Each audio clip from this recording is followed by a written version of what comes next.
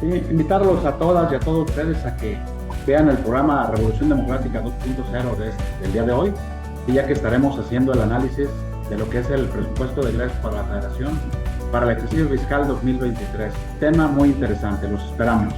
En este programa vamos a hablar de cómo se van a repartir los recursos entre las distintas actividades que tiene el gobierno y cómo eso afecta o beneficia a la ciudadanía. Este programa es muy importante e interesante para los ciudadanos porque vamos a hablar de cómo se va a distribuir todos los recursos que el gobierno sea capaz de conjuntar en los distintos renglones: salud, educación, seguridad, alimentos, en todo. Y es importante saber cómo se van a distribuir para entender cuáles son las prioridades que fija este gobierno, cuáles son los elementos más importantes, qué resulta positivo y en dónde el gobierno no está cubriendo las necesidades de los ciudadanos. Ejercicio fiscal 2023. ¿Cómo están? Sean bienvenidas y bienvenidos a una transmisión más de Revolución Democrática 2.0, este programa que el PRD produce para todas y todos ustedes como una herramienta donde podemos analizar, debatir, discutir, proponer, por supuesto, pero sobre todo participar. Es el objetivo de este espacio para ustedes. Y bueno, pues para nuestro programa del día de hoy vamos a estar hablando sobre lo bueno y lo malo del paquete económico de 2023. Para ello tendremos un extraordinario panel al cual les voy a presentar, no antes de pedirles que compartan el programa para que ahorita se empiecen a conectar más y más personas. Lo pueden compartir en YouTube, lo pueden compartir en Facebook, si lo están viendo en Facebook. Y compártanlo porque ya vamos a comenzar con este tema tan importante que a todas las y los mexicanos definitivamente nos va a importar, aunque ahorita no, y de pronto estos temas no nos parecieran interesantes porque de pronto no los comprendemos, pero les prometo que este tema de verdad a todas y a todos nos va a terminar involucrando porque a muchas personas les va a afectar, a otras no tanto. Vamos a analizar justamente eso en el programa del día de hoy, lo bueno y lo malo de este paquete económico 2023. Y bueno, pues ¿qué les parece si ahora sí les presento al extraordinario panel que nos va a acompañar el día de hoy? Y bueno, pues aquí en el estudio tengo al economista con especialidad en inteligencia para la seguridad nacional, el maestro Jorge Retana Yartó, maestro además en administración pública y doctor en gerencia pública y política social. Él ha sido asesor del parlamentario en el Senado y director de la Escuela de Inteligencia para la Seguridad Nacional, además de ser escritor sobre innumerables obras de economía, política y seguridad social. ¿Cómo se encuentra, doctor? Muy bien, muchas gracias. Agradezco la invitación, muy amables. Saludos a mis colegas. Gracias, doctor. Y de manera virtual también nos va a estar acompañando el doctor José Luis Clavelina Miller. Él es doctor en economía, se ha desempeñado como investigador en el Centro de Estudios de las Finanzas Públicas de la Cámara de Diputados y en el Instituto Belisario Domínguez del Senado de la República. Actualmente es director de investigación en el Centro de Investigación Económica y Presupuestaria. ¿Cómo está, doctor? Gusto saludarle. Hola, muy buenas tardes a todos y muchas gracias por la invitación. Gracias a usted por su compañía. Y bueno, pues también nos va a estar acompañando Pablo Juárez Ramírez. Él es licenciado en Ciencias Políticas y Administración Pública, asesor en materia económica del Grupo Parlamentario del PRD en esta actual legislatura. Pablo, me da muchísimo gusto saludarte. ¿Cómo estás? Muy bien, buenas tardes. Buenas tardes a todos. Muchas gracias. Y bueno, pues, ¿qué les parece a los tres si comenzamos con nuestro programa del día de hoy? Porque, bueno, el tiempo, yo estoy muy segura también de que no nos va a durar y no nos va a alcanzar, nos va a durar muy poquito.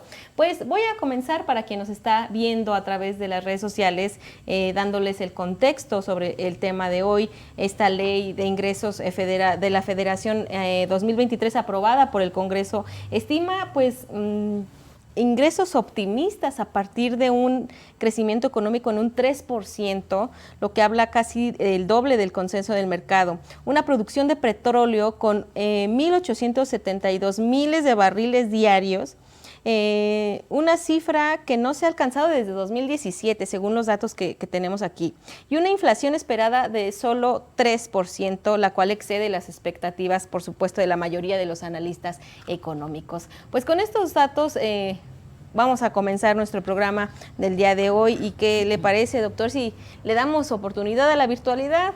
Comenzamos con ustedes y si me ayuda, doctor José Luis, a comentar sobre estos datos. ¿Están muy optimistas, surrealistas, kafkianos o estamos siendo nosotros muy pesimistas y sí se van a lograr? Sí, gracias. Se trata, creo yo, de un paquete económico que se presenta en un contexto de elevada incertidumbre mundial. Como podemos ver, hay elevadas tasas de interés y parece que van a seguir subiendo durante algún tiempo. También hay una inflación que no cede, los conflictos geopolíticos se mantienen y están afectando los precios de los alimentos, de los energéticos. La pandemia no ha desaparecido del todo. Y entonces, bajo este contexto, además, muchos especialistas anticipan que se presentará una recesión en la economía de Estados Unidos, que además nos puede afectar de forma importante. Entonces, los supuestos bajo los que se elaboró el paquete económico 2023 y que la Secretaría de Hacienda presenta en los criterios generales de política económica, me parece que son debatibles. Como ya mencionabas, la tasa de crecimiento con la que se estiman los ingresos presupuestarios es alta comparado con la que se prevé. El Fondo Monetario Internacional, por ejemplo, anticipa que la tasa de crecimiento va a ser de 1.2% de crecimiento para el próximo año. No se espera que la inflación se reduzca sino hasta 2024. Y algo que llama la atención es que la Secretaría de Hacienda ubica la tasa de crecimiento, como ya lo mencionabas, en 3%. Esta tasa es incluso más alta que el propio crecimiento potencial de la economía, que también está señalada en los propios criterios generales de política económica. La Secretaría de Hacienda estima un crecimiento potencial de la economía mexicana de 2.38%, sin embargo, ubica una tasa de crecimiento aún mayor, la ubica en 3%, como ya nos indicabas. Creo que de no cumplirse estos escenarios, estaríamos viendo quizás una menor recaudación y ante ello podría llegar a recurrirse a recortes en el gasto público o bien a un mayor endeudamiento público. Esperemos que eso no ocurra, pero ya veremos cómo van evolucionando las distintas variables económicas a lo largo del año. Muchas gracias, doctor. ¿Qué le parece si continuamos con usted? Sí. Miren ustedes, creo que, bueno, la discusión ya más puntual, más técnica, se dio en las cámaras del Congreso. Me parece que pudiéramos, para empezar, caracterizar la propuesta de ejercicio fiscal para 2023. Me parece que estamos hablando de un paquete ciertamente conservador, ciertamente también que plantea la posibilidad de contener la inflación y de recuperar el crecimiento en forma modesta.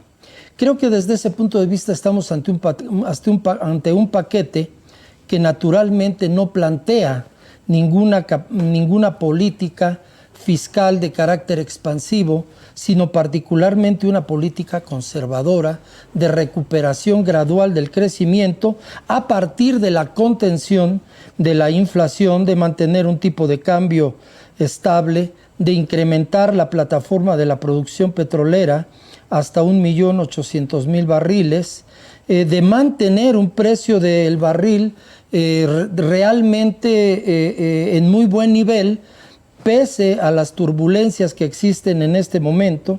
En fin, es un programa modesto de recuperación gradual del crecimiento, de control de la inflación, pero también en varios aspectos, y aquí es en donde yo veo un punto vulnerable, varios aspectos que dependen del entorno internacional, que son manejados con un cierto criterio de carácter optimista.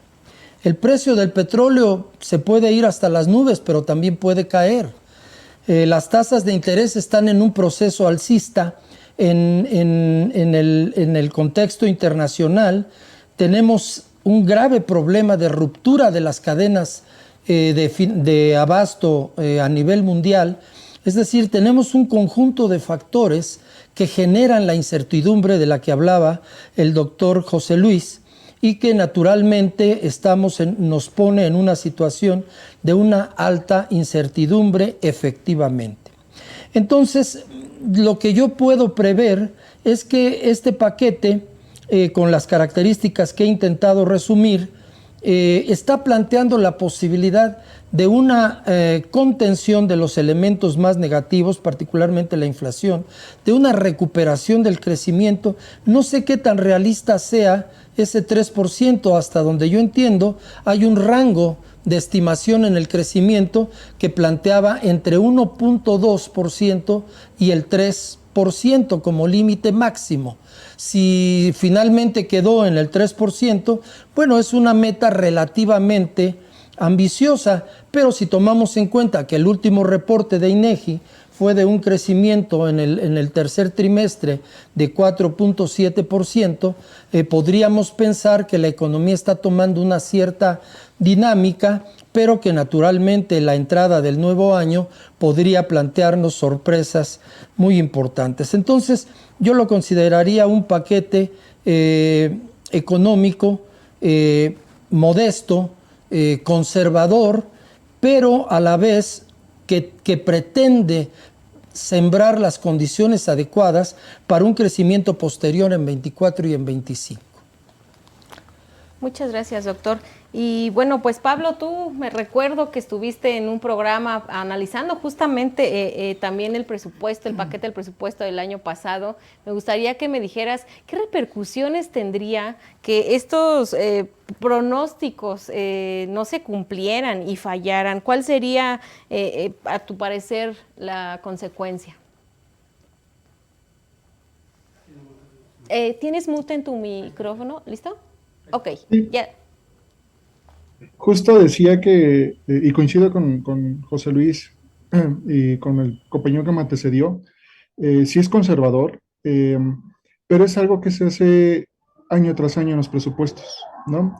Siempre se juega con las variables económicas, siempre el gobierno en turno busca encontrar modelos que le permitan tener recursos que no pasen por la Cámara de Diputados, y esta no va a ser la excepción. Este modelo de conservadurismo donde ponen un crecimiento del PIB del 3% en la media, 3.5 el alto y 2.5 el bajo, pues es algo que incluso el rango bajo está por encima del rango alto de los analistas, ¿no? Pero saben que es un tema que pueden controlar, ¿no? Y debemos de entenderlo desde cómo se maneja el paquete económico completo, ¿no? El paquete económico trae una iniciativa adicional que no traía el paquete económico anterior, que es la posibilidad de meterle dinero a los fondos de estabilización de los ingresos presupuestarios, dinero que se supone tendrían que ser ahorros del pago de la deuda, que más bien dicho son sobreestimaciones del pago de la deuda para generar ahorros y poderlos meter al fondo de estabilización. ¿Y qué función tiene eso? Bueno, pues poder asignar recursos que no pasen por Cámara en caso de que se les rompan estos ingresos, ¿no? Esta parte de tener los impuestos sin modificar, lo que ocasiona es que si no tienes economía no vas a tener mayor recaudación, si no tienes mayor recaudación no vas a poder meter más dinero a estados y municipios. Realmente es un presupuesto y es un paquete económico que busca salvar las finanzas públicas federales sin ver que las finanzas públicas de las entidades federativas y de los municipios están en grave riesgo, ¿no? Yo lo decía que es mezquino, incluso lo comentaba con varios diputados, es mezquino porque no voltean a ver a los otros órdenes de gobierno y realmente no va a pasar más allá de que el gobierno federal pueda sacar todos sus programas y proyectos sin que esto ayude realmente a los municipios y a las entidades federativas. Muchas gracias, Pablo. Y bueno, déjenme comentarles que se acaba de unir a esta plática el diputado Miguel Ángel Torres Rosales, el doctor en Derecho, además se desempeña como secretario de las Comisiones Legislativas de Presupuesto, Cuenta Pública, Federalismo y Desarrollo Municipal, así como de la de Relaciones Exteriores. Doctor, diputado, me da mucho gusto saludarle. Bienvenido. Gracias, Gaby. Qué gusto saludarlos a ustedes, sí, a José Luis, a Pablo. Sí, y a ustedes, a los que están conduciendo este panel. Muchas gracias, doctor. Y bueno, pues bienvenido. Vamos a entrarle de una vez a recibirlo con las preguntas. Yo quisiera que usted nos ayudara. ¿Es correcta la política fiscal obradorista de no crear nuevos impuestos ni aumentar los vigentes? ¿Qué opina, por supuesto, de la aprobación del Congreso para que en el Ejecutivo pueda obtenerse un endeudamiento de hasta $5,500 millones? Diputado, si nos ayuda con estas preguntas. Claro que sí, Gaby. De entrada, ofrecerles una disculpa por mi reciente incorporación. Acabamos de concluir en este momento reunión en la Comisión de Presupuesto. Tuvimos la comparecencia del subsecretario de Egresos. Y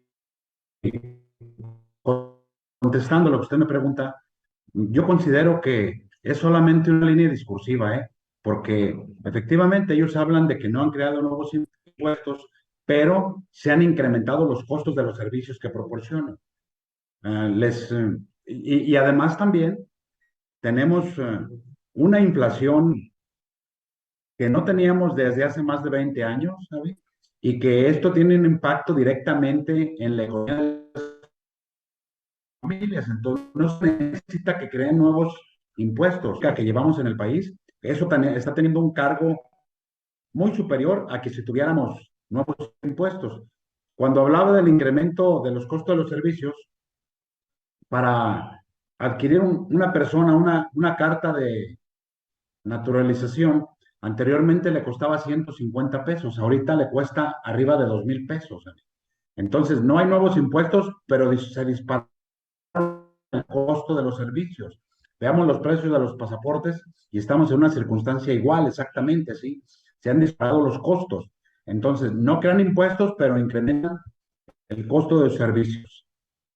Y reitero, ha sido solamente línea discursiva, porque en los bolsillos de las mexicanas y de los mexicanos vemos cómo han sido golpeados por el incremento de estos servicios. Muchas gracias, diputado. Y bueno, pues también me gustaría escuchar qué opinan nuestros demás compañeros. Doctor José Luis, ¿usted qué opina al respecto? Sí, yo creo que, bueno, por un lado, se requiere fortalecer los ingresos públicos. Es algo de lo que se ha hablado desde hace años. Somos de los países que tienen una menor recaudación tributaria, no solo a nivel federal, sino también a nivel de entidades federativas y municipios, por lo que pues, sí se requiere no solamente una reforma fiscal, sino también una reforma hacendaria, que es algo de lo que ya hablaba Pablo hace unos momentos. Sin embargo, también me gustaría señalar que aún sin la reforma, que además se esperaba que se presentara al tercer año de gobierno, como se había anunciado, pero aún sin reforma, al menos estos primeros años de esta administración, se llevaron algunos cambios en materia fiscal. Por ejemplo, sí hubo cambios en materia de combate a la elusión y evasión fiscales, de combate a factureras, se crearon nuevos regímenes de tributación, se hicieron cambios para cobrar impuestos a las plataformas digitales y sobre todo se elevó la eficiencia recaudatoria del SAT. Y eso ha elevado la recaudación alrededor de 1.7% del PIB, lo cual no es poco, y es lo que quizás una reforma fiscal podía haber logrado, ¿no? Recordemos que recaudamos cerca del 13% del PIB, entonces pues 1.7% más no es algo menor. Aún así, yo creo que hay que recordar que esta eficiencia recaudatoria tiene un límite y pues tenemos que seguir buscando mecanismos para fortalecer las finanzas públicas y la equidad fiscal intergeneracional, que creo que es un tema pendiente en este paquete económico. La deuda que comentabas hace un rato, la deuda que contratamos ahora, va a tener un efecto en generaciones futuras y los impuestos y servicios públicos que pagamos y que además lo que va a pagar las generaciones futuras y los bienes y servicios públicos que van a recibir generaciones futuras también. Creo que es algo que tenemos que estar pensando. Muchas gracias, doctor. Doctor, ¿usted qué opina de este endeudamiento? Bueno, primero la cuestión fiscal. Yo creo que ningún gobierno puede renunciar a un manejo distinto de la política fiscal.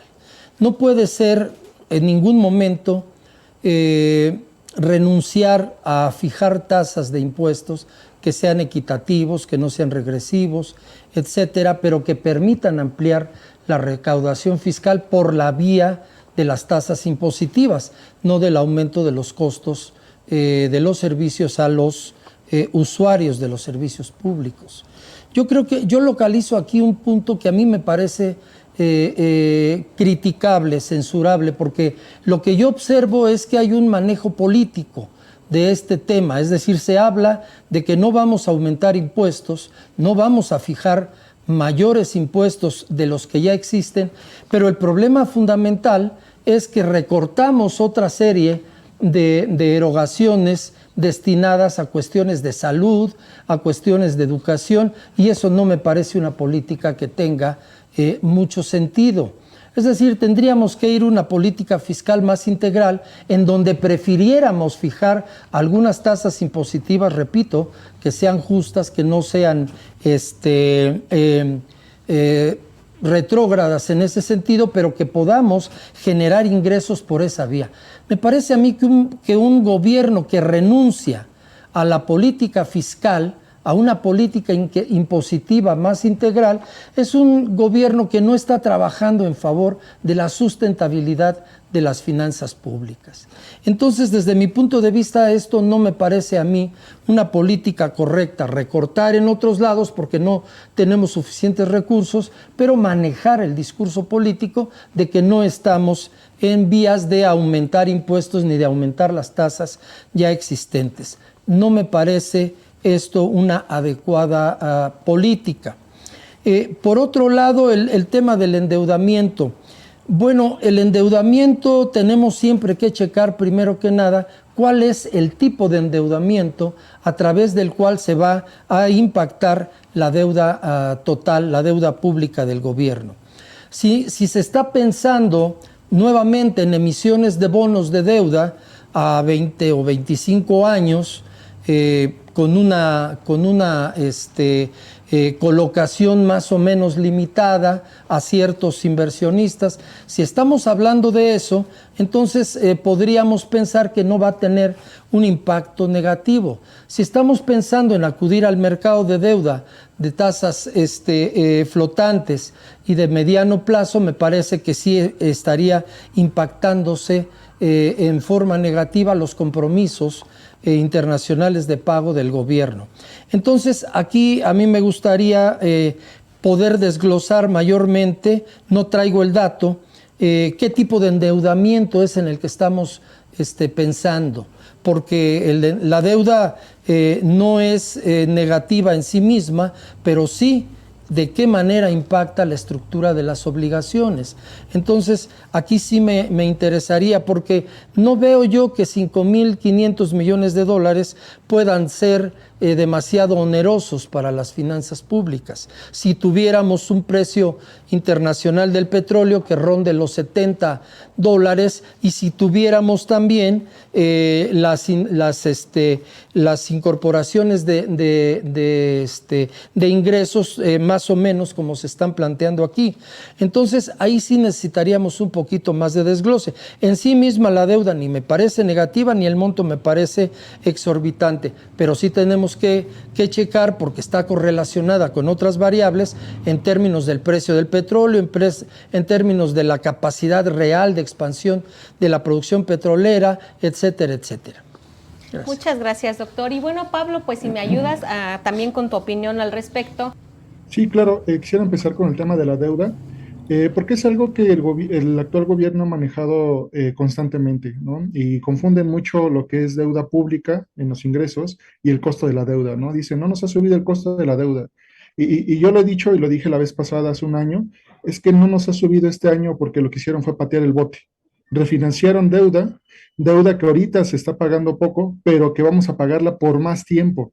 Entonces, digamos, si lo tenemos a palabras llanas y con ejemplos, por ejemplo, en Electra, en lugar de pagar 1,000 pesos con 10 pagos semanales de 100 pesos, lo que el gobierno hizo fue pagar 50 pagos semanales de 9 pesos para pagar 4,000 pesos, ¿no? Fue lo que hicieron. Por eso su costo de la deuda baja. Ahorita estamos en 750,000 millones de pesos de costo de deuda anual. pero eso es lo que va en egresos. Lo que va en ingresos es la deuda que están solicitando, una deuda que se está aprobando o que van a aprobar por 1.200.000 millones de pesos, deuda interna, 1.200.000 millones de pesos, que es la más alta que se ha presentado en este gobierno y muy parecida a la última que pidió Enrique Peña Nieto, ¿no? En 2017.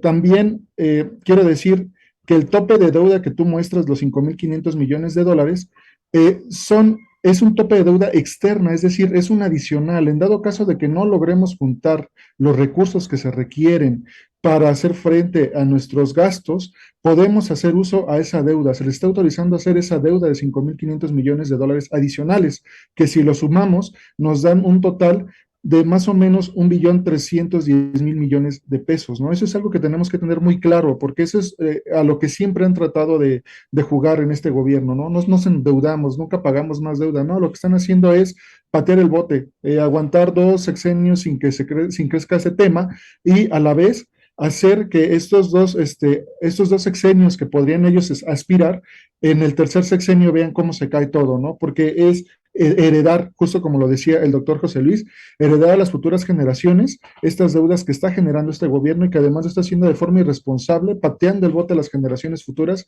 sin ni siquiera asumir la responsabilidad de lo que están haciendo. En cuanto a la estructura presupuestaria y de los impuestos, esta vez sorprende, pero a la vez no. Y le digo sorprende porque no presentan nuevos impuestos ni adecuaciones para el terrorismo fiscal, que es lo que hemos ido hablando durante 3 años, pero sí deben esta reforma fiscal que se supone que tendría que haber estado para este año y que la cual inició, se supone, el proceso hace 3 años cuando Alfonso Ramírez Cuellar, siendo diputado federal, dijo que haría una gira nacional para hacer una nueva ley de coordinación fiscal y un nuevo sistema impositivo en México y que no se ha llevado a cabo, ¿no? Entonces tienes durante 3 años un modelo en el cual empezaste a generar políticas que eficientan la recaudación, que eficientan al SAT, los procesos del SAT, a costa de los que pagan impuestos de forma cautiva. Es decir, seguimos teniendo una informalidad del 60% de la economía mexicana, es decir, 60% de lo que se genera en la economía mexicana no paga impuestos, está en informalidad. Ese 40% restante, algunos pagan, algunos evaden y algunos eluden porque todavía hay mecanismos.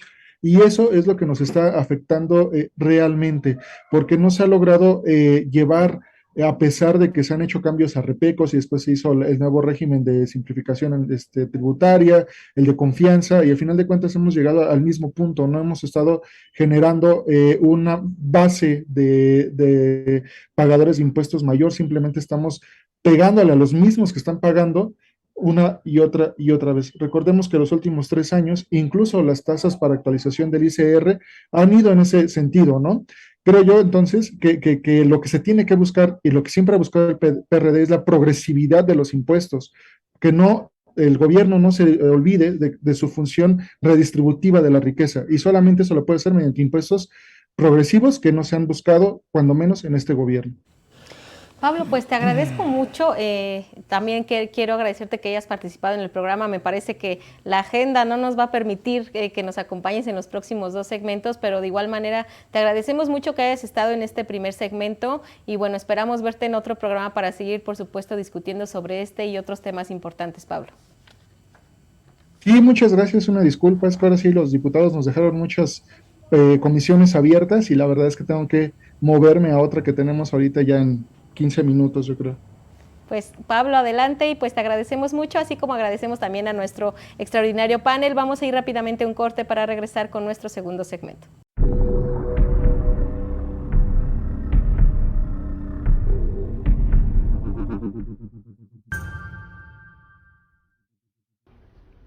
Ay, no, doctor, yo, mire, le mandé a hablar porque ya no sé qué hacer con este paciente. Todos sus sistemas están bien mal atendidos, no le han inyectado los presupuestos que les mandé, no siguen las indicaciones médicas, viene su sistema de salud. Híjole, no, doctor, yo quiero que usted lo revise y me diga por dónde le entramos con este paciente. Pues mire, yo a propósito me traje mi sombrero porque el sombrero me da mayor sabiduría. Entonces voy a intentar ayudarla a solucionar este problema, pero ¿sabe qué me parece? que este paciente, esta lesión que se le ve aquí en el hígado, es muy parecida a la que se les hace a los pacientes que tienen cáncer hepático. Pero no hay medicamentos, ¿verdad? No, Entonces, ¿cómo doctor. le vamos a hacer? Bueno, hay que mandarlos pedir a Palacio, bueno, no a Palacio Nacional, no, pero hay que mandarlos pedir a algún lugar. Vamos a decirles que nos los manden por vía aérea y rápido, porque como se decía por ahí en una novela, el cáncer no espera. Entonces vamos a ver la manera de que nos lo manden muy rápido. ¿Estaría usted de Santa acuerdo con Lucía. esa? Puede ser en Santa Lucía también. Bueno, pues mire, doctora, de donde nos lo manden más rápido, pero decíamos, Por el tren. cáncer no espera y mucho menos el paciente, así es de que vamos a mandar pedirlos inmediatamente. ¿Qué le parece la idea? Pues mire, mientras no sea por tren, porque van a llegar no sé cuándo, mejor que sea en avión. Bueno, correcto. Entonces, que se vengan por el aeropuerto nuevo para que sea más rápido la llegada y el arribo a esta parte en donde la estamos necesitando. Correcto, pero me decía usted que el expediente tiene un error. Yo detecto aquí un problema hepático y usted dice que probablemente era del corazón. Por fin, ¿en qué estamos? Pues del corazón, del presupuesto, no, los niveles de presupuesto, así como la insulina, están bajísimos. No, doctora, ya ni hable del presupuesto. Está viendo que nos van a hacer varios recortes, vamos a tener problemas. No, se va a morir, doctor. No le haga porque nos echan la culpa. Bueno, yo traigo sombrero y no me van a reconocer No, pues bien, pásenme un pero sombrero. usted sí, entonces usted va a tener problemas porque usted sí se le ve perfectamente bien su rostro. Bueno, entonces vamos a tratar de mandar por esos insumos médicos y vamos a revisar que sea efectivamente un problema hepático y no un problema cardíaco. ¿Qué le parece? Pues vayamos a hacer esa tarea, doctor, y pues voy por mi sombrero, porque si no... Bueno, y vamos a ver si es un problema hepático. ¿Por qué no hace como que le va a dar un beso al paciente? A lo mejor reacciona y vemos que no es el corazón, porque si fuera el corazón, ni siquiera se va a enterar. ¿Qué le Pues, parece? Yo digo que mejor voy por mi sombrero, porque este paciente, pues No. ni despierto está, ya ni consciente, está todo inconsciente, no sabe ni lo que quiere. O sea, Mejor voy por mi sombrero, para usted ni doctor. siquiera merecería la finta de un beso. No, doctor, No, este está bien. paciente ya no sabe ni lo que está Ya no bien, sabe ni lo que ni está lo que mal, está- ni por dónde le van a llegar los No me golpes. diga, ya me está usted diciendo que el pobre ya está más allá, casi a punto de brincar para el otro barrio. Doctor, pues es que mírele usted nada más con esos sistemas de sí. salud, con ese sistema de educación tan de la fregada, no me diga que le da mucha esperanza. No, sí, eso tiene usted razón, pero ¿sabe qué? Por ahí dicen que la esperanza muere al último. ¿Y qué tal si ya está aterrizando el avión que nos trae el medicamento?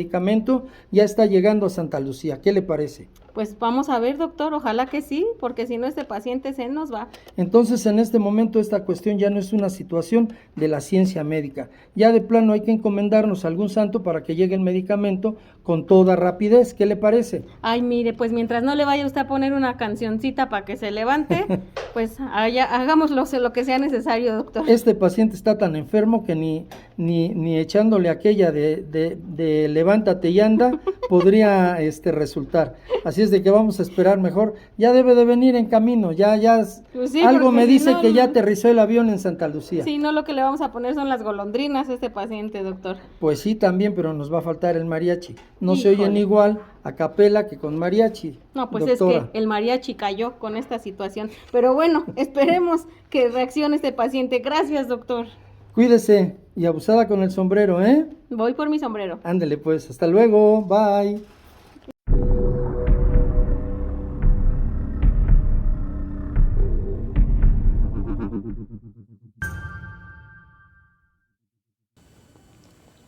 Ya estamos de regreso con ustedes en este segundo segmento de Revolución Democrática 2.0. Estamos hablando sobre lo bueno, lo malo del paquete económico 2023. Y bueno, en el segmento anterior estuvimos hablando sobre esta ley de ingresos de la Federación aprobada por el Congreso. Y para este segmento, ¿qué les parece si también comentamos el proyecto de presupuesto de egresos de la Federación, el cual estima que el gobierno federal gaste 8.299.647 millones de pesos en 2023, un aumento real de 13% con respecto a lo aprobado en el ejercicio fiscal anterior. Que, bueno, pues, ¿qué les parece si me regalan un comentario breve? Vamos a comenzar con usted, diputado, por favor.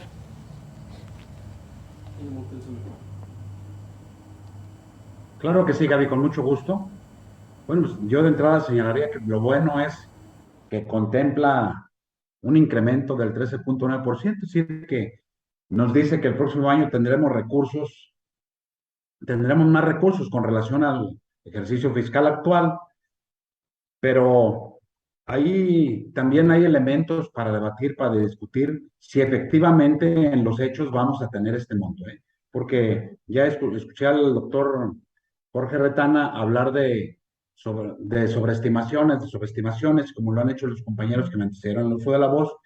Entonces, en el supuesto de que tuviéramos el próximo año este monto de los 8.8 billones,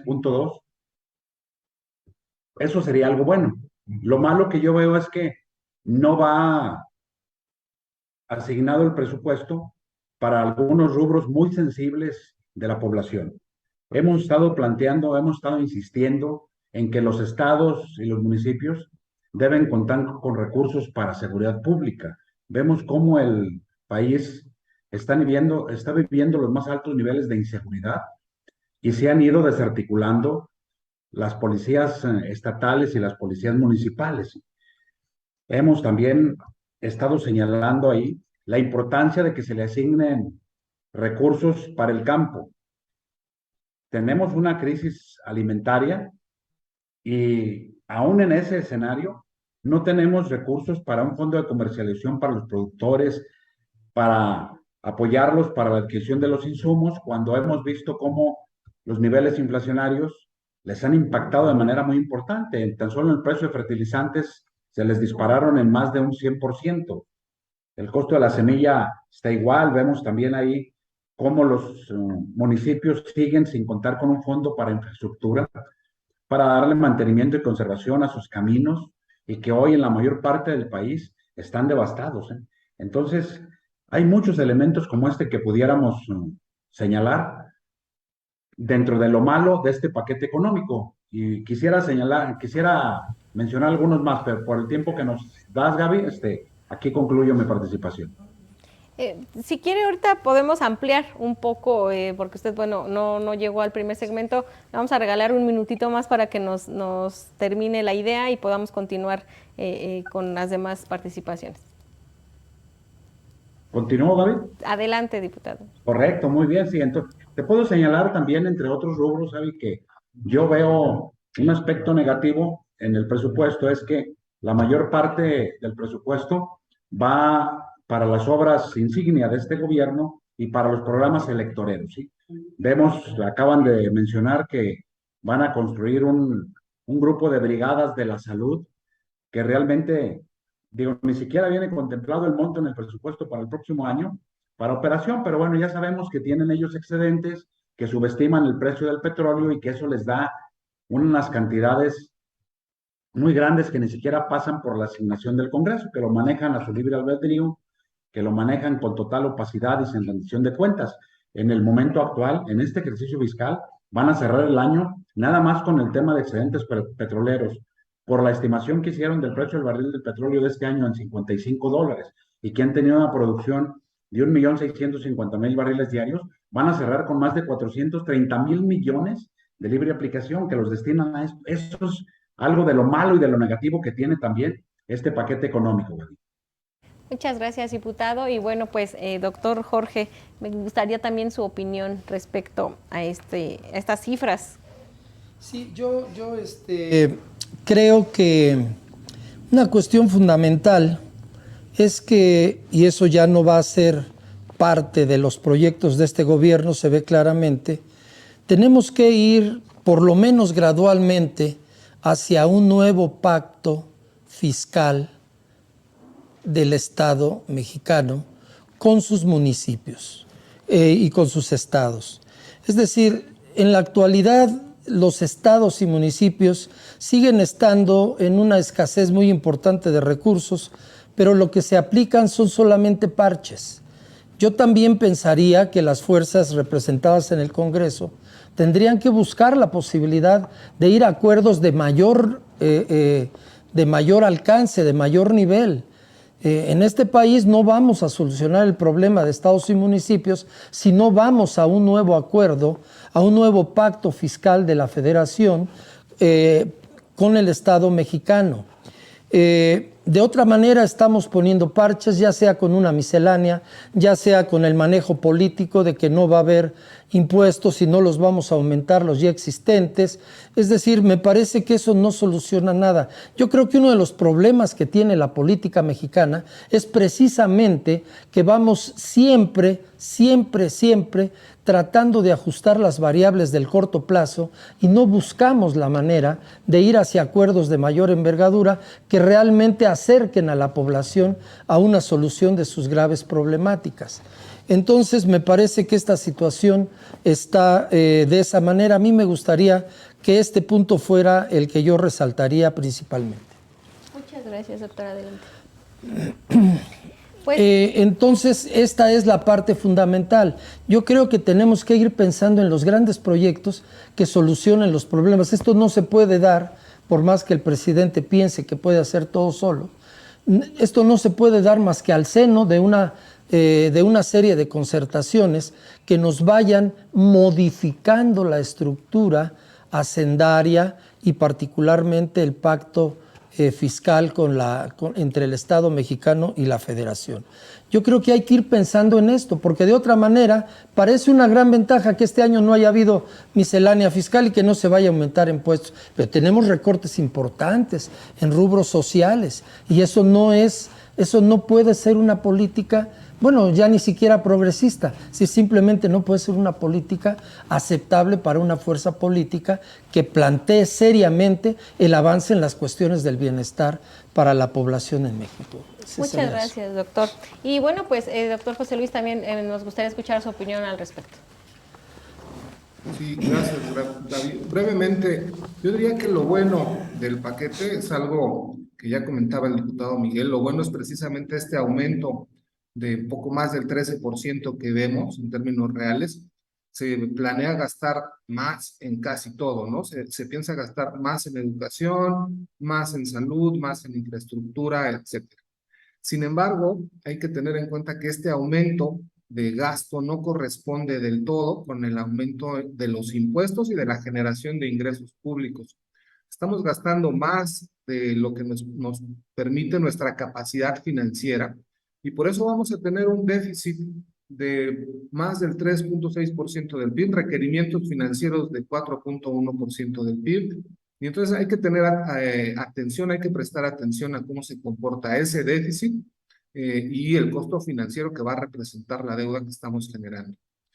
Otra cosa en la que debemos poner atención, que nos llama la atención, es que por primera vez desde 2015, el gasto corriente que propone el gobierno, y eso es algo que no se menciona mucho en las discusiones, el gasto corriente estructural que propone el gobierno es superior al límite máximo que le impone la propia Ley Federal de Presupuesto y Responsabilidad Hacendaria. Y de estos datos están publicados en los propios criterios generales de política económica. Se sobrepasa el gasto en 102,000 millones de pesos.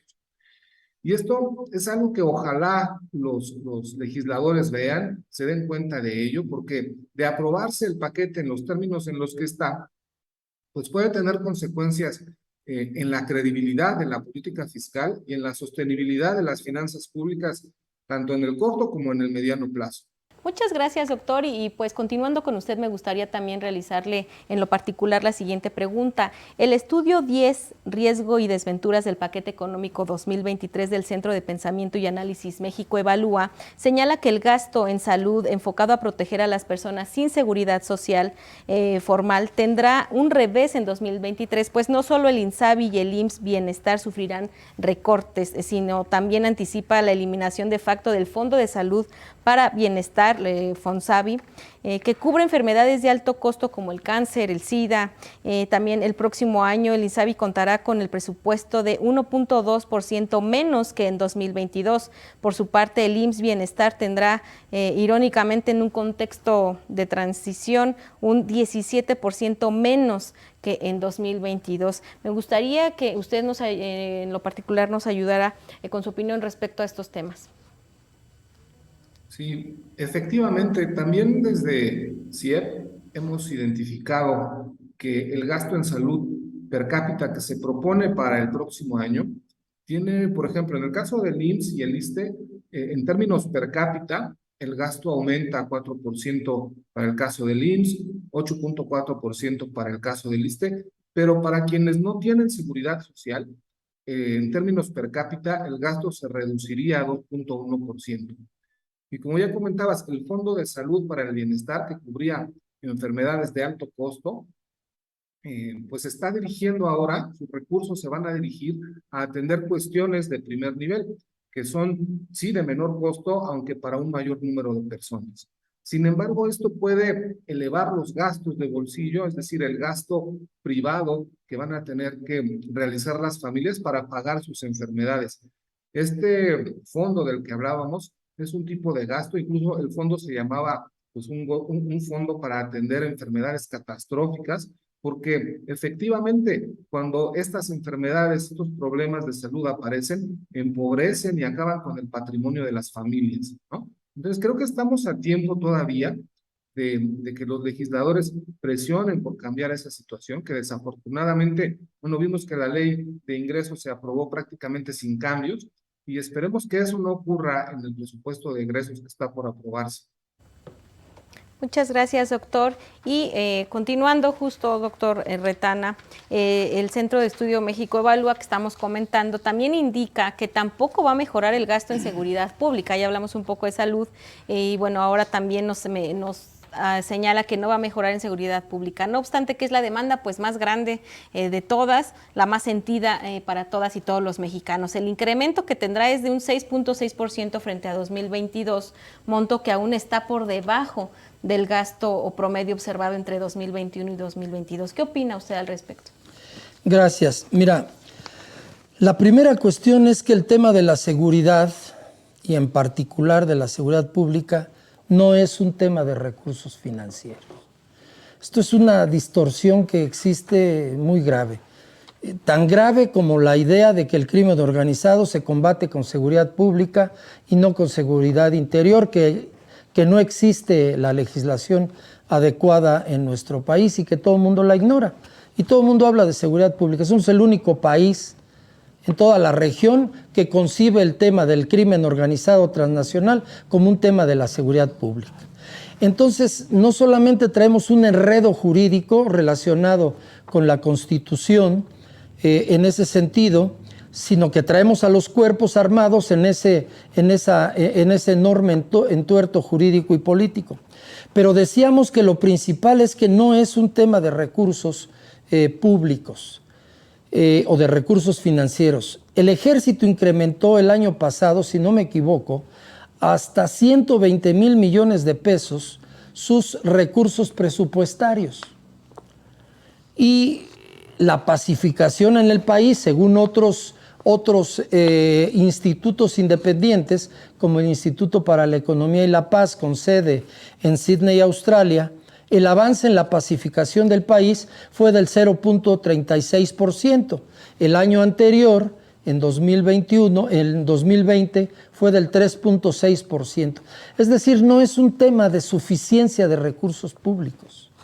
Es un tema, primero, de que pongamos orden en la enorme confusión, en las enormes anomalías que se traen respecto a lo que es un tema relacionado con la seguridad pública y otro tema que es el de la seguridad interior. Ustedes vieron en mi currículum que yo participé directamente en la conformación de la capacitación para elementos de inteligencia para la seguridad nacional, y entonces el tema fundamental, cuando yo lo llegué a discutir con un general del Ejército y estábamos de acuerdo, es que no es un tema de la seguridad pública, por favor. Y entonces todas las fuerzas políticas, por eso discuten que si la Guardia Nacional debe atender ¿qué? Pues se planteó, se aprobó que atienda tanto la seguridad interior como la seguridad pública, y ahí traemos un problema, porque la Constitución mexicana delimita perfectamente bien ambos campos. Entonces, el aumento del 6% es más que suficiente para continuar con una política en donde la apuesta fundamental es el fortalecimiento gradual de la Guardia Nacional con la enorme presencia que le genera el Ejército mexicano. Ese 6, casi 7% es suficiente para darle solo continuidad a esta política que sostengo que es absolutamente equivocada. Y entonces con eso es más que suficiente. No le veo un problema. Y para mí el problema es un problema de fondo que arranca desde el estatuto jurídico con que se aprobó la Guardia Nacional y el predominio que se le ha dado a la seguridad pública cuando la seguridad pública abarca constitucionalmente un ámbito distinto y se requiere ponernos de acuerdo y avanzar en la seguridad interior. Se rechazó la ley de seguridad interior que propuso el presidente Peña a instancias de la demanda del requerimiento del ejército, se rechazó, la derogó la Suprema Corte de Justicia y nos quedamos sin nada. Y entonces hoy discutimos si el ejército debe continuar en la calle y si debemos darle o no más recursos. No, estamos mal, ahí no es el tema fundamental, pero ese casi 7% me parece más que suficiente, no le veo problema a eso. Muchas gracias, doctor. Diputado, cuéntenos allá en la Cámara cómo va el análisis sobre este proyecto de presupuesto 2023. ¿Hay voluntad política para lograr un consenso o se va a aprobar sin cambiarle ni modificarle ni un punto o una coma? Tiene apagado su micrófono, diputado.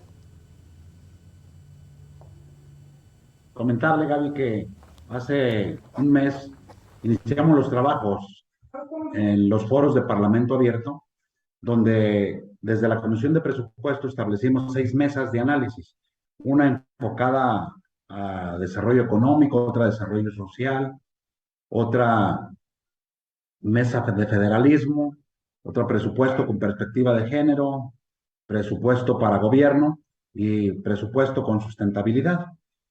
Todas hemos estado trabajando de manera constante con diferentes instituciones, organizaciones de la sociedad civil, con académicos, con intelectuales, con rectores de las distintas universidades de todo México, y hemos ido avanzando en este análisis.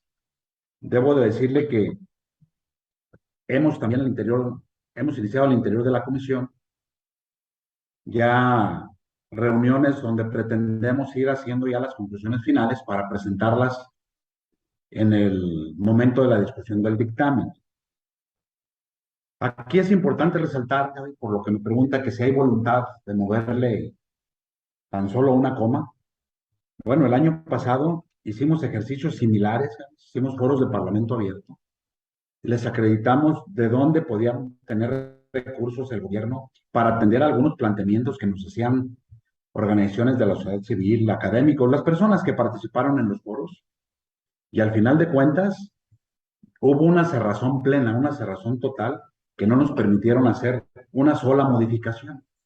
Y en ese sentido, Gaby, también quiero comentar que hace 2 semanas presenté una iniciativa para reformar el artículo 3º y el artículo 200 de la Ley Orgánica del Congreso de los Estados Unidos Mexicanos, para obligar a la Comisión de Presupuesto a que todas las opiniones que salgan de los foros de Parlamento Abierto sean incluidas en el dictamen, tanto aquellas que se admiten como aquellas que se rechazan, pero decirles por qué se les admite o por qué se les rechaza y en qué términos, ¿sí? Y que no sea en estos foros solamente una simulación donde se haga creer que se escucha la voz de las mexicanas y de los mexicanos para ser incluidos en el presupuesto. En estos momentos también, Gaby, les hemos demostrado cómo el gobierno tiene una gran cantidad de subejercicios. Tan solo le doy el ejemplo de salud, que tiene un subejercicio a la mitad de este año, de este ejercicio fiscal, que es el último informe trimestral que tenemos en la comisión, tiene un subejercicio de 16,000 millones de pesos, cuando en el país hay un desabasto generalizado de medicamentos, hay enfermos de cáncer también sin sus medicinas, enfermos de VIH sin retrovirales, pero así hay otras dependencias que están en esa misma circunstancia. Tenemos en adeudos de ejercicios fiscales anteriores que esos montos están en pleno subejercicio, es decir, que el gobierno no los gasta, no los ejerce, y estamos planteando que esos montos sean reasignados para atender las demandas que distintas organizaciones e instituciones nos han ido a plantear a la comisión. Yo espero que haya la voluntad, les hemos demostrado que hay los elementos, que hay los fondos, que hay las bolsas para poder hacerlo. Sin embargo, hasta el momento debo de decirlo, no se ha visto la voluntad política. Por eso, cuando escucho al doctor Retana, que nos hace el llamado a que en el Congreso, que en el Congreso tengamos un nuevo acuerdo con las diferentes fuerzas políticas que estamos ahí representadas. Lo hemos expresado algunos grupos parlamentarios, pero lamentablemente la mayoría oficialista pues tiene que atender las instrucciones que les dan, y aunque en lo corto, cuando platicamos con los legisladores y legisladoras de Morena, principalmente, ellos coinciden en que el país requiere otro rumbo. Sin embargo, a la hora de votar, acompañan la decisión que les mandan desde Palacio Nacional, Gaby. Entonces, lamentablemente hasta el momento no ha habido esa voluntad. Esperemos que la podamos construir en lo que tenemos de aquí al día 15 de noviembre, que es la fecha límite para que aprobemos el dictamen de presupuesto de egresos para el 2023, y que pueda haber respuesta a estas demandas y estos planteamientos que nos han hecho al interior de la comisión y en los foros de Parlamento abierto. Muchas gracias, diputado. Pues sin duda vamos a tener que hacer un programa después de esa fecha para analizar justamente lo que haya sucedido, porque ahorita estamos con los pronósticos, pero ¿qué les parece si vamos rápidamente un corte, mientras ustedes allá donde nos están viendo comentan, comparten este programa, nos siguen en Facebook, en YouTube, le activan las campanitas para que puedan aprovechar estas herramientas que justo son para ustedes, para escuchar a nuestros extraordinarios panelistas, cómo analizan estos temas con la información de primera mano, con números, analizándolo no solamente de una visión partidista, porque bueno, pues ustedes saben que este programa es plural, abierto, por supuesto, a toda la ciudadanía, a la academia, y pues estas herramientas tienen ese objetivo, que ustedes tengan esa información objetiva para que puedan analizar junto con nosotras estos temas tan importantes. Vamos rápidamente a un corte y ahorita regresamos. ¿Y tú ya conoces todas las redes sociales de Revolución Democrática 2.0? ¿Qué estás esperando? Ingresa a Facebook y regálanos un like. También puedes buscarnos en Instagram, estamos como Revocrática 2.0. O por qué no, te metes al Twitter y nos sigues, Revolución Democrática 2.0. También suscríbete a nuestro canal de YouTube y revive todos los programas de Revolución Democrática 2.0. Descárgalos y comparte. Recuerda, Revolución Democrática 2.0 PRD. Hemos llegado ya al final de este programa, estamos en el tercer segmento ya de Revolución Democrática 2.0, y bueno, pues, ¿qué les parece si ahora también pasamos a la parte de las propuestas? ¿Qué le quitan, qué le ponen a este proyecto de presupuesto federal 2023? Doctor José Luis, me gustaría comenzar con usted. Sí, gracias, Gaby. Mira, yo le pondría al paquete supuestos más realistas. Es una lástima que no se haya discutido en Parlamento abierto la parte de ingresos públicos y deuda. Sí hubo un ejercicio de Parlamento abierto para la parte de gasto. Espero que algo de lo mucho que se dijo ahí tenga efectos y que se propongan cambios por parte de los legisladores y que estos efectivamente se aprueben. Le pondría también mayor equidad intergeneracional y de género. Se descuida mucho la primera infancia en este paquete. Un ejemplo es de que tan solo para pensiones contributivas y no contributivas se van a destinar 1.7 billones de pesos, mientras que para la primera infancia solo se identifican 21,000 millones. Es un gasto muy desigual. Y algo que le quitaría al paquete sería algo de deuda, ¿no? Porque el costo financiero que vamos a pagar solamente el año que entra va a ser de más de 1 billón de pesos, y eso nos puede acarrear problemas en el futuro, problemas financieros muy importantes. Muchas gracias, doctor. Diputado, también nos gustaría escuchar qué le quita, qué le pone a este proyecto. Bueno, Gaby, ahí de entrada mencionar que le quitaría ahí algunas cifras que contemplan ciertas sobreestimaciones. Ahí nos hablan de que vamos a tener sobreestimaciones. Nos habla de que vamos a tener un crecimiento económico el próximo año del 3%, cuando el Fondo Monetario Internacional estima para nuestro país un crecimiento del 1.2%. Ojalá y que eso fuera lo real. Sí, nos subestima la inflación. Yo quisiera que eso fuera real, ¿sí? Que para el próximo año tuviéramos ese 3% que considera nuestro paquete económico para 2023. Sin embargo, vamos a cerrar el año alrededor del 9%, y por el hecho de que cambie el 31, pase el día primero al nuevo ejercicio fiscal, pues no va a cambiar el modelo, ni van a reducir los niveles inflacionarios, porque precisamente el paquete económico no contempla inversión productiva para micro, pequeñas y medianas empresas, que son las que generan el mayor número de empleos en nuestro país. Entonces yo le modificaría esto, yo se lo quitaría. ¿Qué le agregaría, Gaby?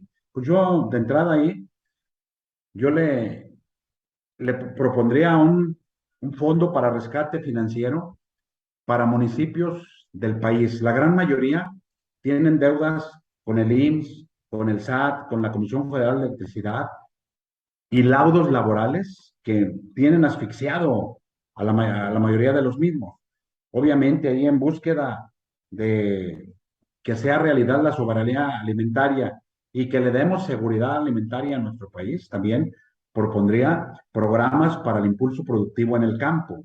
El Fortasec, digo usted ahí, el doctor Retana hacía mención sobre el tema de la seguridad interior o de seguridad pública, pero indudablemente digo que yo creo que es un tema que podemos analizar en una mesa y yo sí plantearía el retorno del Fortasec para estados y para municipios. Proyectos de inversión, nuevamente lo reitero, que hagamos un reconocimiento en el presupuesto a nuestros hermanos migrantes, porque solamente el gobierno federal los reconoce en el discurso, pero los desconoce en el presupuesto.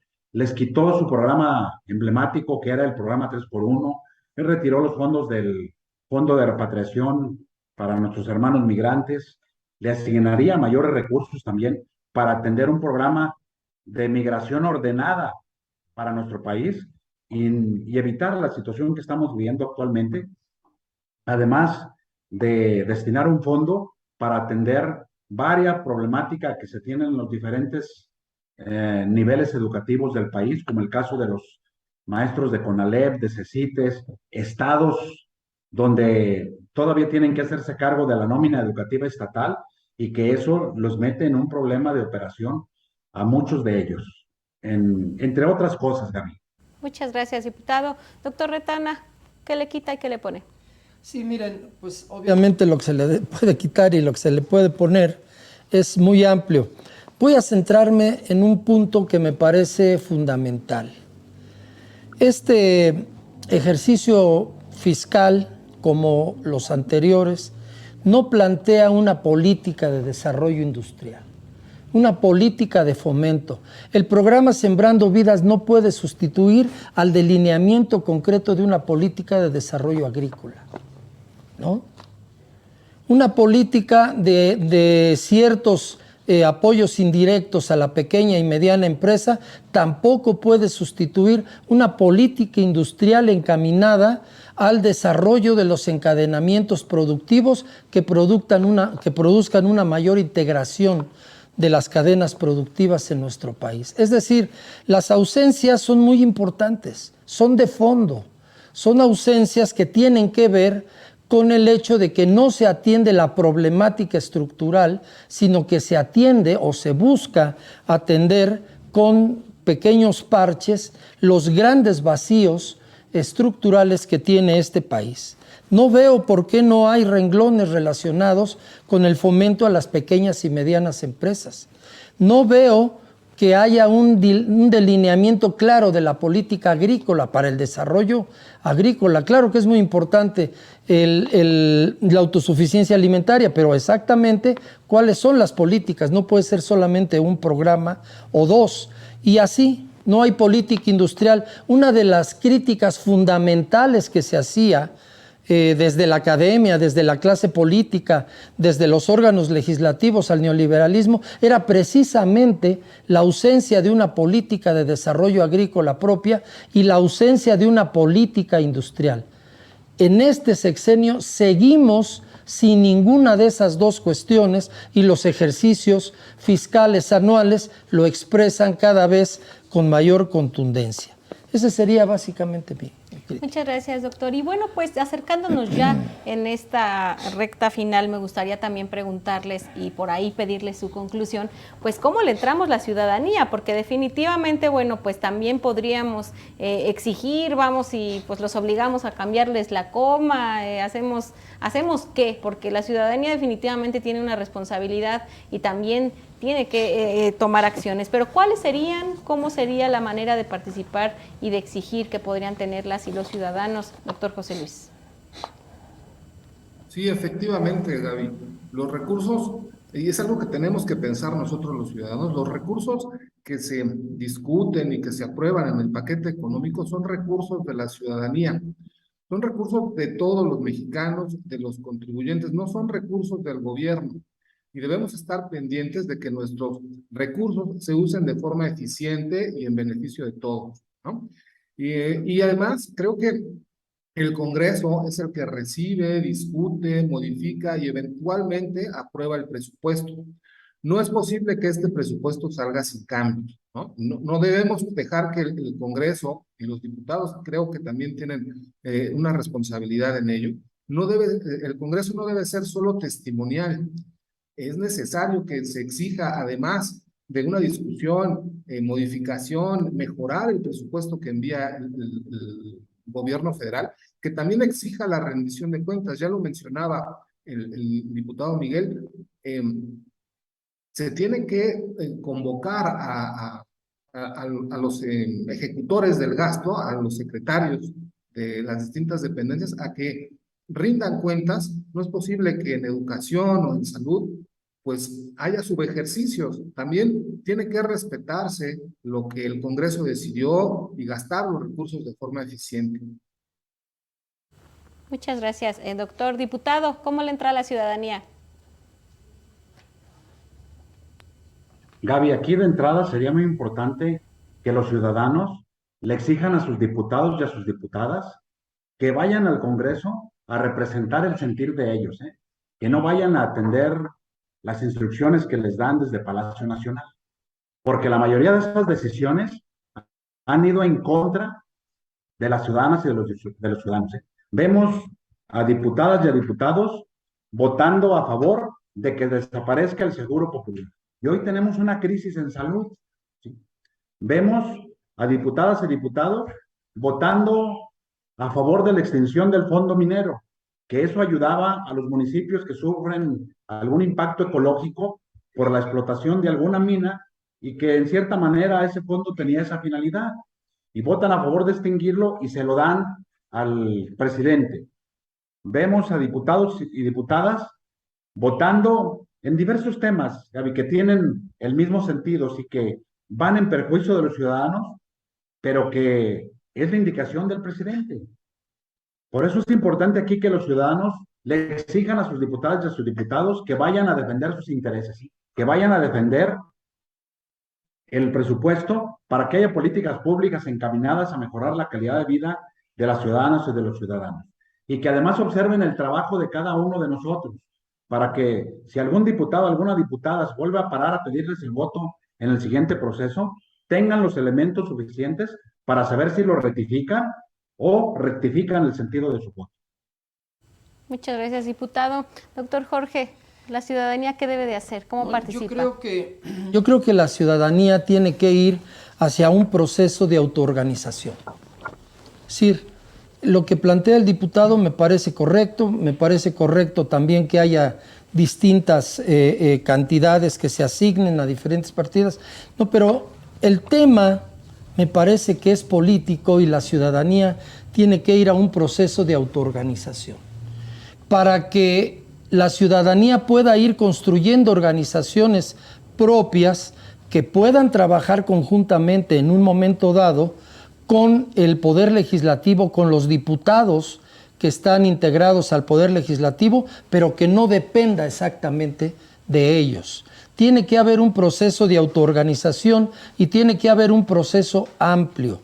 Me parece también que las fuerzas políticas representadas en el Congreso tienen que ir más allá de la crítica al populismo, de la crítica al militarismo. Creo que eso ya no les dice nada a los ciudadanos que pueden ser susceptibles de ganarse para una posición crítica respecto a distintas incongruencias o a distintos errores que se pueden estar comentando. Si nosotros dejamos de lado los calificativos políticos, si nos dejamos de lado la descalificación y vamos a los planteamientos concretos, esta partida presupuestal registró tal cantidad de dinero asignado, pero se queda corta porque esto implica esto y esto.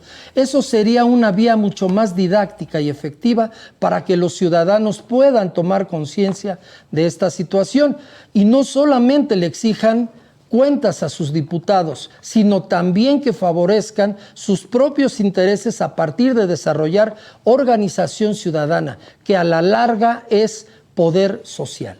Entonces me parece a mí que los diputados debieran contribuir también al proceso de autoorganización ciudadana y después, entonces sí, plantear el trabajo conjunto entre los ciudadanos y los representantes en el poder legislativo, fuera de los clichés que se repiten en cada sesión del Parlamento e ir al fondo y al detalle de los asuntos, me parece que sería lo fundamental. Muchas gracias, doctor Jorge. Definitivamente los ciudadanos también tenemos esa responsabilidad de participar, de organizarnos, de estar informadas e informados, porque de pronto en estos temas que son políticos, económicos, pues nos gana la apatía, nos gana el desinterés, pero cuando nos afecta en el bolsillo, pues es la hora de la queja, es la hora de decir por qué no están haciendo su trabajo. También nosotras y nosotros debemos participar, estar muy atentos, proponer, exigir políticas públicas, exigir que se cumplan justamente las garantías que nos ofrecieron nuestras y nuestros legisladores, que gobernar para los intereses de las y los mexicanos y no para los intereses de alguien más. Por eso es tan importante tu participación. Lamentablemente hemos llegado ya al final de nuestro programa del día de hoy, por lo que no me queda más que agradecerles infinitamente su presencia. Doctor Retana, le agradezco mucho que haya estado con nosotros. Gracias a ustedes, muy amables por la oportunidad y la invitación. Diputado, me dio mucho gusto que nos alcanzara y que se conectara y bueno, pues hiciera ese espacio en su agenda. Muchas gracias. Al contrario, Gaby, gracias por la invitación, por la oportunidad de conocer al doctor Jorge Retana y al doctor José Luis Clavellini. Diputado, y si me permite, Gaby, de una vez decirle al doctor Clavellini que voy a meterme en análisis profundo sobre lo que acaba de señalar, de que el gasto corriente sobrepasa el monto permitido, y vamos a hacer propuestas, ahí vamos a ponerle atención a este planteamiento, y también decirle al doctor Retana que el análisis de las partidas que conforman el presupuesto lo es muy responsable y a fondo. Sin embargo, hemos topado con la cerrazón del bloque oficialista. Sí. Es totalmente lamentable escuchar describir situaciones muy ajenas a la realidad de nuestro país. Hoy nada menos en la Comisión de Presupuesto, en la que participé previo a ingresar aquí con ustedes, un diputado decía que gracias a la eficiencia del gobierno federal han logrado controlar la inflación. Dije, bueno, pues este diputado ¿en qué país vive? Entonces, eso es lo que escuchamos ahí en el Congreso. Les preparan un discurso y suben a leerlo. Cuando abajo platicamos, realmente ellos mismos están convencidos de que el país va mal, ¿sí? Sin embargo, bueno, pues tienen que atender las indicaciones de su jefe político. Y lamentablemente, el debate técnico que les ganamos en las mesas de Parlamento Abierto, cuando discutimos la reforma eléctrica, el debate se los ganamos. En ninguna mesa nos pudieron decir de qué manera iban a hacer que bajaran los precios de la energía eléctrica, sí, y entre muchas otras cosas. Pero ese debate que pierden en el terreno técnico, lo llevan al pleno, ya en el debate político, y solamente a leer líneas discursivas donde ellos señalan que el presidente tiene la razón, que es progresista, que el país va bien. Entonces los escuchas hablar y dicen, bueno, estos no viven en el México en el que yo vivo, en el que vive la mayoría de los mexicanos. Pero eso es a lo que nos enfrentamos a diario ahí en la Cámara. Gracias, Gaby, gracias. Un saludo, doctor Retana, doctor. Sus órdenes, diputado, igualmente, muchas gracias. Si me permite un comentario a lo que estaba diciendo, diputado.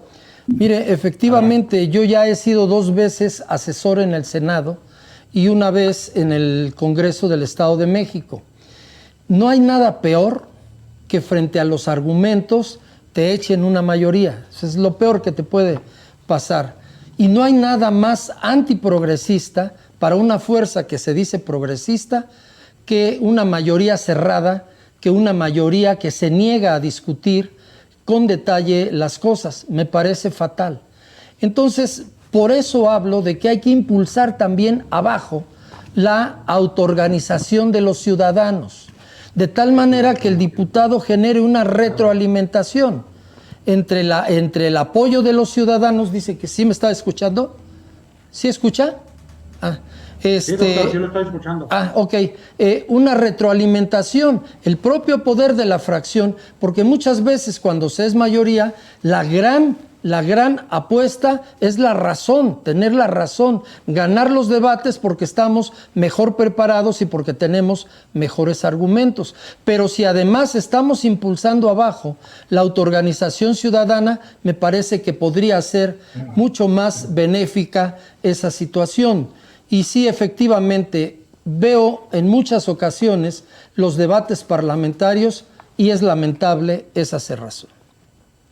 Sí, definitivamente yo creo que todas y todos los ciudadanos cuando escuchamos lo que contestan, cómo no logran atinar en una respuesta concreta, pues es donde también nos damos cuenta que solo están obedeciendo una instrucción y no están analizando, mucho menos viendo por el bien de la ciudadanía. Pero bueno, pues definitivamente este tema nos da para seguir analizando y platicando.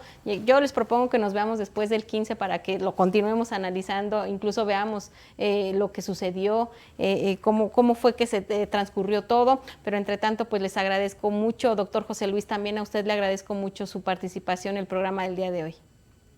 Muchas gracias, Gaby, muchas gracias a ustedes por la invitación. Diputado Miguel, doctor, un gusto haber comentado y poder platicar con ustedes sobre estos temas.